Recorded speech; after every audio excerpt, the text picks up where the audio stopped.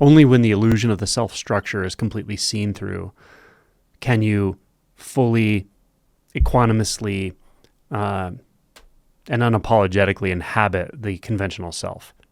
I said something like this in a previous video, and someone made a comment asking to clarify. And I guess it makes sense that would be unclear. I guess I didn't talk much about what I meant by that. So obviously what I talk about is an awakening process. I talk about first waking up to the nature of consciousness, essentially, but waking up from the illusion of the you that operates, functions, and exists in the way you think it does, through thought, through problems and solutions, through all of the personal experiences that you reference that seem to collect into a sense of you, past, future ideas that you have about yourself and others. All of that does not equate to an actual you. And when you see this really clearly, there can be this shift in identity, this sort of transformation in the way you experience yourself. But it's more than that. It's a transformation in the way you experience everything, because the way you experience yourself is very limiting when you experience yourself through thought. That's the beginning of the process. It does go deeper than that, and it goes a lot deeper than that. But at some point, the most fundamental structure of the sense of a self apart from other selves, a sense of a self apart from the world, the sense of a self that everything seems to refer back to, the feeling of clinging to some kind of center, the feeling of being pulled inward, contraction, the feeling of separating from reality when it's uncomfortable, all of that can go away. When that goes away, paradoxically, you can actually so fully lean into the conventional self that you find freedom there. You actually find freedom in the conventional. When I say conventional self, I simply mean the way maybe that you talk about yourself. You may talk about yourself even if you don't have any sense of self. You may talk about yourself in terms of what you did yesterday, or where you live, or what you're interested in, or anything, right?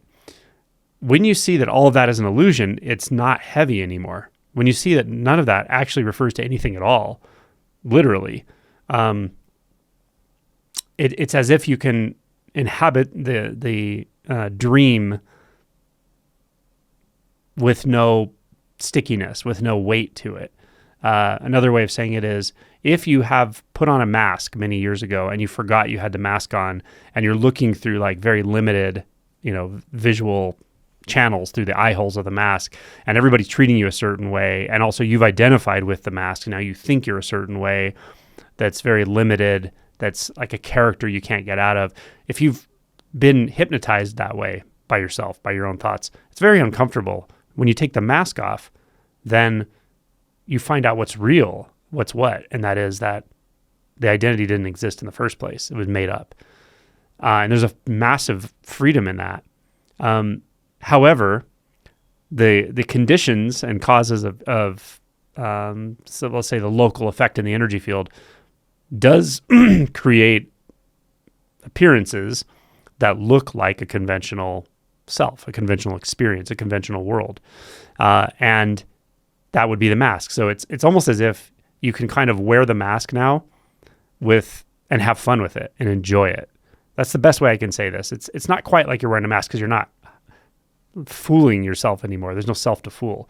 You're not stuck in thoughts. You're not lost in the interpenetrating paths of what I need and where I'm going and where I came from and all my problems and solutions and my relational issues that I have with everyone around me in the world and all that. You're not lost in any of that, because it's not true. So you don't, concerned, but you can actually sort of wear the mask of the conventional. You can inhabit your seed assignment, your character, with kind of joy and it's fun and playfulness. But the analogy kind of breaks down, because it's more like you're actually wearing the mask and not wearing the mask at the same time. You're actually not experiencing a self at all. So that's what I mean when I say you can actually inhabit the conventional self very easily. It's fun. It's silly. It's not real. It's light. And also there's a tremendous amount of intimacy in the non-dualistic appearances and the non-dualistic way of moving through the world, there's this tremendous intimacy. So now, instead of the character feeling dissociated and confused and lost, it's like the character just settles so deeply into the intimacy that there's just intimacy.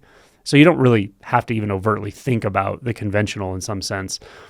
But in reflection, if you were to reflect in thought, you can see like, oh yeah, I'm totally fine with it now. I'm fine with the causes and conditions that are arising instead of fighting the causes and conditions that are arising in the moment. And that's where real freedom is. Real freedom is not freedom from causes and conditions. It's freedom in the conditions of experience that are appearing right now. All appearances are based on conditions. That's it. And by appearances, I mean non-dualistic, intimate, radically empty experience. Presencing textures, yeah? So you can inhabit all of that so fully and so seamlessly that it becomes rather enjoyable. Or it becomes rather satisfying. It becomes, and it never stops being mysterious. It never stops being total innocence. Yeah. So this is what I mean by inhabiting the conventional. And yeah, it's a paradox, but it's kind of like the hero's journey. If you never leave the house, you never leave the home, you never leave the place of safety, you never leave the known, you can't go on the journey and you can't come back to the known and bring back something, bring back wisdom. In this case, it's the wisdom of truth. It's the wisdom of anatta. It's the wisdom of non-duality. And it's available to everyone. This is available to everyone. It's a journey. It's a hell of a journey. It will challenge you in ways that you can't even imagine, just as I describe in my book, the first chapter or the intro of my book. No, it's the first chapter of my book. It's called A Word of Caution, where I just talk about all these cautions. I don't mean to approach awakening cautiously. I mean to have some forethought and feeling into whether you really want to do this, but also just giving you some sense of like, this is going to take you places you can't expect. It's going to set in motion a process that will overtake you, but turns out okay, as long as you don't fight it. So yeah, that's the key, right? See, feel, find that resonance and see if this is really what you want to put your energy into. And once you do, take it to completion. Once you do, you have to embrace it, or else you're going to be fighting. Well, you're going to be fighting yourself ultimately. So at some point, the fight is over and you don't want to fight, but you actually, instead of feeling defeated or feeling, surrendered, you feel like you really enjoy inhabiting your life, which is not really there. Not the way you think about it. So that's that.